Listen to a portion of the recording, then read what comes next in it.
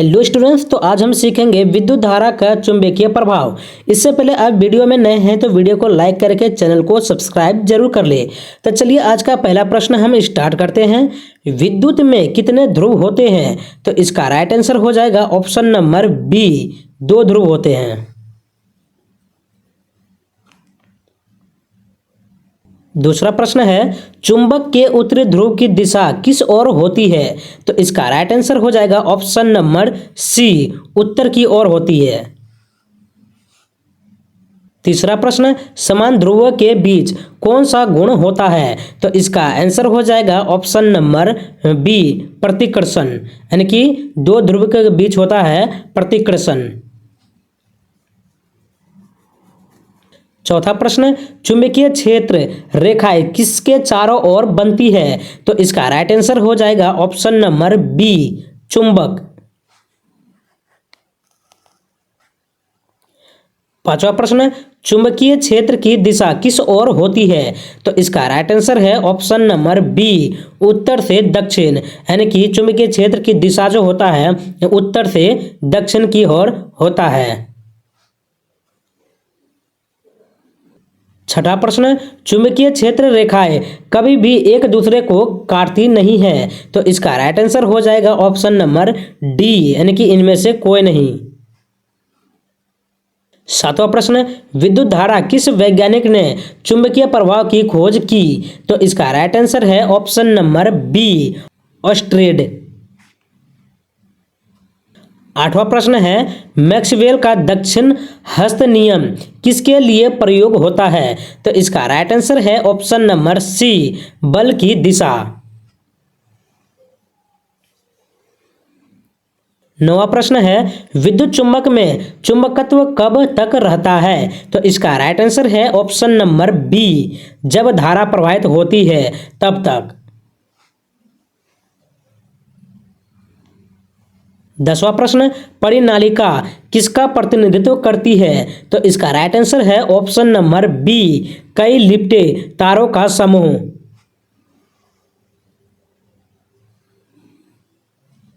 11वां प्रश्न, फ्लेमिंग का वामहस्त नियम किसके लिए प्रयोग किया जाता है? तो इसका राइट आंसर है ऑप्शन नंबर बी, बल की दिशा। 13वां प्रश्न, विद्युत जनित्र किस प्रकार की ऊर्जा को बदलता है? तो इसका राइट आंसर है ऑप्शन नंबर बी, विद्युत ऊर्जा को यांत्रिक ऊर्जा में। यानी कि विद्युत मोटर जो है विद्युत ऊर्जा को यांत्रिक ऊर्जा में बदलता है।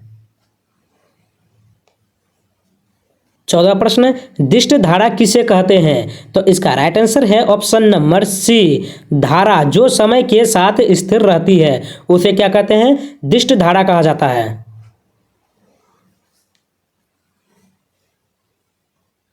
15वां प्रश्न, फ्लेमिंग के दक्षिण हस्त नियम में अंगूठा किसकी दिशा की ओर दर्शाता है? तो इसका राइट आंसर है ऑप्शन नंबर डी, गति की दिशा की ओर दर्शाता है।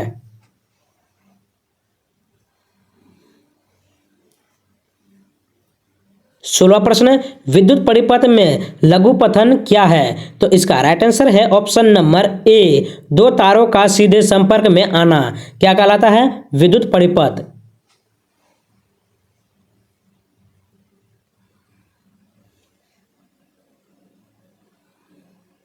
17वां प्रश्न, विद्युत मोटर किस सिद्धांत पर आधारित होती है? तो इसका राइट आंसर है ऑप्शन नंबर बी, फ्लेमिंग का वामहस्त नियम।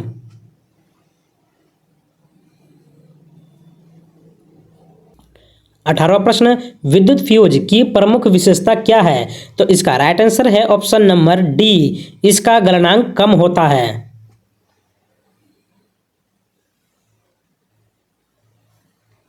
19वां प्रश्न, विद्युत मोटर में विभक्त वलयों की भूमिका क्या है?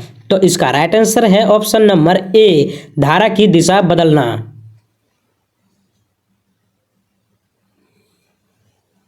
20वां प्रश्न, विद्युत चुंबकीय प्रेरण किस कारण होती है? तो इसका राइट आंसर है ऑप्शन नंबर बी, चुंबकीय क्षेत्र में परिवर्तन। 21वां प्रश्न, विद्युत जनित्र में क्या होता है? तो इसका राइट आंसर है ऑप्शन नंबर ए, यांत्रिक ऊर्जा को विद्युत ऊर्जा में बदलना।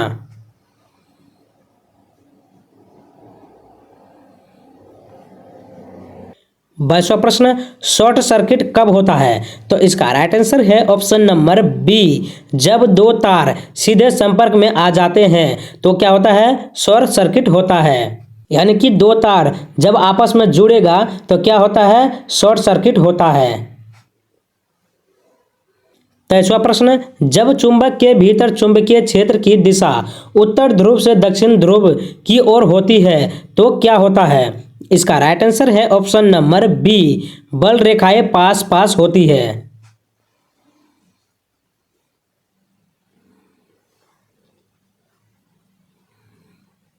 24वां प्रश्न, विद्युत मोटर का आर्मेचर किससे बना होता है? तो इसका राइट आंसर है ऑप्शन नंबर बी, तांबे के तार की कुंडली से।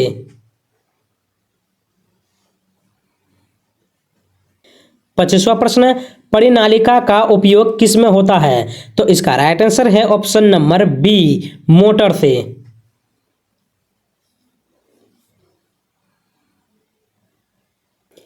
26वां प्रश्न, घरों में विद्युत आपूर्ति कितनी वोल्ट पर होती है? तो इसका राइट आंसर है ऑप्शन नंबर बी, यानी कि 220 वोल्ट। जो हम लोग का घर में उपयोग होता है वो 220 वोल्ट का होता है।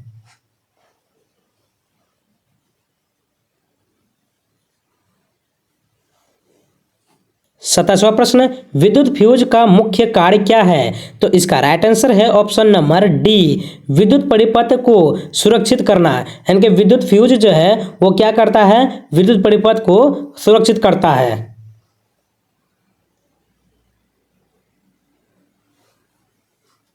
28वां प्रश्न, उत्तरी ध्रुव किस दिशा में संकेत करता है? तो इसका राइट आंसर है ऑप्शन नंबर बी, उत्तर की ओर।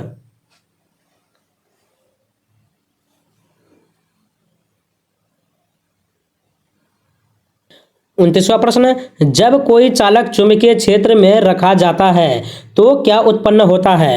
तो इसका राइट आंसर है ऑप्शन नंबर सी, बल।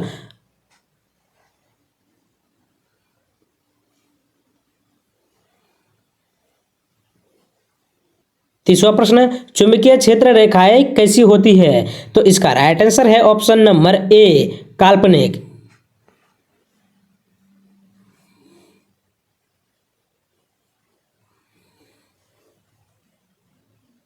31वां प्रश्न, विद्युत मोटर में उपयोग किए जाने वाले ब्रश किससे बने होते हैं? तो इसका राइट आंसर है ऑप्शन नंबर बी, कार्बन से बने होते हैं जो विद्युत मोटर में उपयोग किए जाने वाले ब्रश।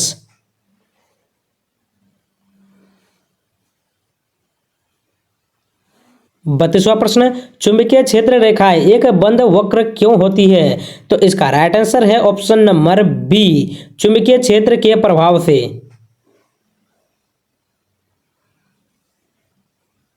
33वां प्रश्न, विद्युत धारा में प्रवाह होने पर क्या उत्पन्न होता है? तो इसका राइट आंसर है ऑप्शन नंबर ए, चुंबकीय क्षेत्र।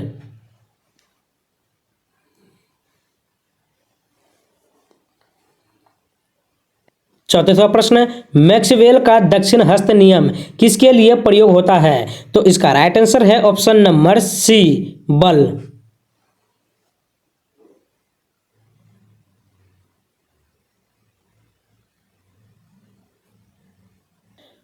35वां प्रश्न, प्रेरण चालू करने के लिए कितनी स्थिति का परिवर्तन आवश्यक है? तो इसका राइट आंसर है ऑप्शन नंबर बी, कुछ मिलीसेकंड।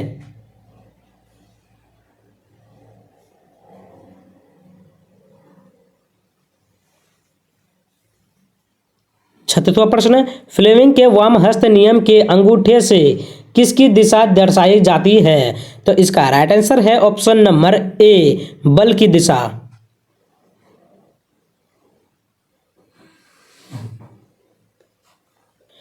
37वां प्रश्न, विद्युत धारा के प्रभाव से क्या उत्पन्न होता है? तो इसका राइट आंसर है ऑप्शन नंबर बी, चुंबकीय क्षेत्र। 38वां प्रश्न, चुंबकीय क्षेत्र रेखाओं की कैसी स्थिति होती है? तो इसका राइट आंसर है ऑप्शन नंबर डी, गोलाकार।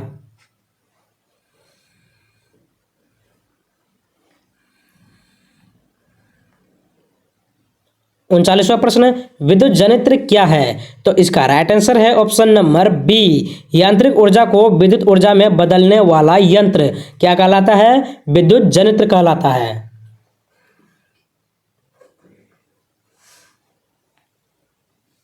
40वां प्रश्न, विद्युत मोटर में टोरस क्या है? तो इसका राइट आंसर है ऑप्शन नंबर बी, चुंबकीय क्षेत्र। आई होप कि हमारा ये वीडियो आपको जरूर पसंद आया होगा।